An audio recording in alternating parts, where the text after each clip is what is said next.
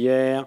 La parole est maintenant à Monsieur Régis Juanico pour une question à Madame la secrétaire d'État auprès du ministre de l'Économie et des Finances chargé du numérique et de l'innovation. Vous avez la parole, Monsieur le député.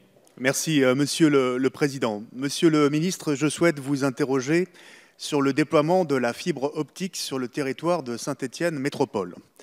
En 2011, Orange a répondu à l'appel à manifestation d'intention d'investissement du Commissariat général à l'investissement pour le déploiement de la fibre optique sur toutes les communes de Saint-Étienne Métropole pour 100% des logements ou locaux à usage professionnel. L'opérateur avait alors présenté un calendrier de déploiement prévoyant une réalisation sous 5 ans du réseau et le lancement des travaux pour les communes de Saint-Étienne Métropole était prévu en 2015. La fibre devait être déployée au plus tard en 2020. À ce jour, les travaux n'ont pas débuté dans de nombreuses communes de Saint-Étienne Métropole. De toute évidence, ce calendrier aura du mal à être respecté. Au regard du retard pris dans les travaux et du manque d'informations de la part d'Orange, de nombreux maires de Saint-Étienne Métropole sont inquiets, ainsi que le sont les acteurs économiques du territoire, pour lesquels l'arrivée de la fibre revêt un enjeu crucial. En parallèle, le déploiement de la fibre dans le reste du département de la Loire, porté par le syndicat intercommunal d'énergie de la Loire, le Ciel, et le conseil départemental, via le programme THD 42, avance plus rapidement, tant et si bien que notre département serait confronté à une situation paradoxale dans laquelle les communes rurales seront parfois équipées de la fibre optique avant les territoires les plus densément peuplés. La convention quadripartite de programmation et de suivi des déploiements des réseaux FTTH, signée en 2016 entre l'État, Saint-Étienne Métropole, le Conseil départemental de la Loire et Orange, fait état d'une programmation pluriannuelle répartissant les communes de Saint-Étienne Métropole en 3 niveaux de priorité. Au rythme actuel, certaines communes densément peuplées ne verront pas les travaux de raccordement débuter avant 2020, telles les communes de Villars, Saint-Jean-Bonnefond, Roche-la-Molière, Saint-Priest-en-Jarret, 31 000 habitants à L4, tandis qu'il commencerait en 2019 à Saint-Genélaire, 6 200 habitants. Toutes ces communes de la première circonscription de la Loire sont pourtant limitrophes de la ville de Saint-Étienne. Aussi, je souhaite, Monsieur le ministre, connaître les mesures que le gouvernement peut prendre pour s'assurer du déploiement rapide de la fibre optique sur le territoire de Saint-Étienne Métropole et du respect des engagements pris par l'opérateur Orange. Je demande également que des discussions soient rapidement engagées pour l'amener à améliorer ses modalités de concertation et de communication en direction des élus locaux, dans l'espoir de pouvoir éventuellement accélérer le calendrier des travaux. Merci, Monsieur le député. La parole est à Monsieur le secrétaire d'État auprès du ministre de l'Économie et des Finances, chargé du budget et des comptes publics. Merci, Monsieur le Président, Mesdames, Messieurs les députés, Monsieur le député Régis Juanico.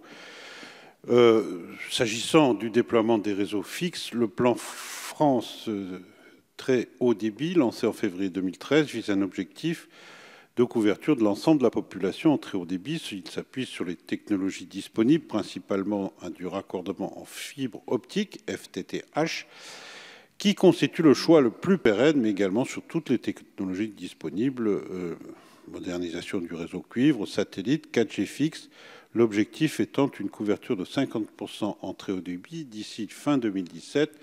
Il a d'ailleurs été atteint dès la fin 2016.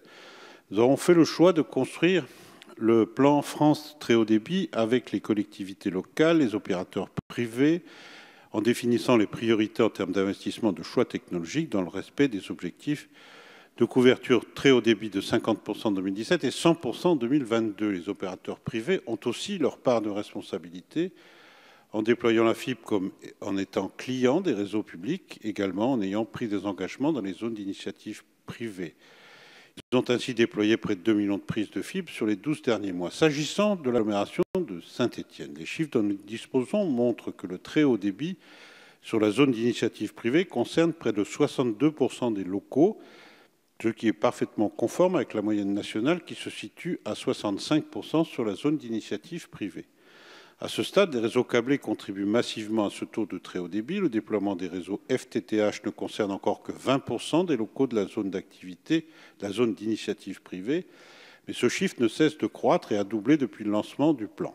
Ce déploiement est assuré par Orange, vous l'avez précisé, sur les agglomérations de Saint-Étienne et Roanne. Au niveau départemental, il apparaît que les déploiements ont davantage concerné l'agglomération de Roanne. En fait, les déploiements sur les communes périphériques de Saint-Étienne sont en phase de démarrage. Ainsi, hors commune de Saint-Étienne, seuls 22% des locaux sont couverts en THD. Les déploiements FTTH ne concernent à ce stade qu'un peu plus de 5% des locaux. Les déploiements sont engagés sur la commune de Saint-Chamond. Jusqu'alors, Orange s'est en effet concentré sur la commune de Saint-Étienne. On comprend pourquoi. Par ailleurs, la finalisation d'une convention de programmation et de suivi des déploiements n'est intervenue que très récemment avec Orange. La délibération a été votée en décembre. La signature doit intervenir prochainement. Celle-ci prévoit des priorisations pour les communes de la vallée du Gier, communes les plus rurales de la zone.